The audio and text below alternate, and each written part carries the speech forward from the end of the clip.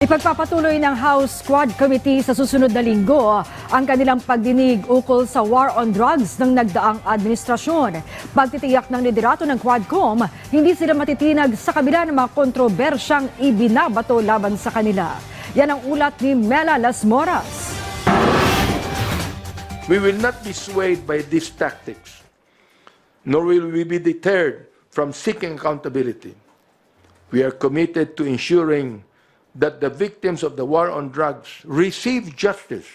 Nanindigan ang House Quad Committee na hindi sila matitinag sa paghahanap ng katotohanan at hustisya sa kabila ng iba't ibang kontrobersya na ibinabato laban sa kanila. Sa pagdinig ng Senado ukol sa war on drugs ni dating Pangulong Rodrigo Duterte, inakusahan ni Police Colonel Hector Grijaldo, sina Quadcom Co-Chairman Dan Fernandez at Bienvenido Abante Jr. ng pamimilit umano para sang-ayunan niya ang mga revelasyon ni dating PCSO General Manager at retired Police Colonel Regina Garma ukol sa umano'y reward system sa drug war. Mariin naman itong itinanggi ng dalawang House leaders.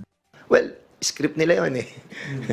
Bahala sila doon. Well, panindigan niya kung ano magiging repercussion sa kanya dahil nga, we will not take that sitting down.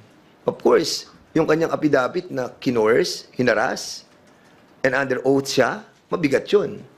And we will do something. Sabi ni Abante, hindi dapat matabunan ng issue ang ginawang pag-ako ni dating Pangulong Rodrigo Duterte sa responsibilidad sa mga nangyaring krimen sa war on drugs. Naniniwala si Abante na maaari na itong magbigay daan para sa local at international prosecution kaya't dapat ay tutukan na ito ng mga kinauukulang ahensya.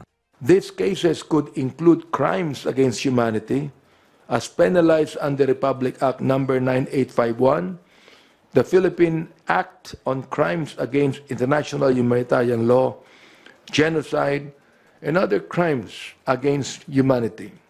That's the title of the Republic Act.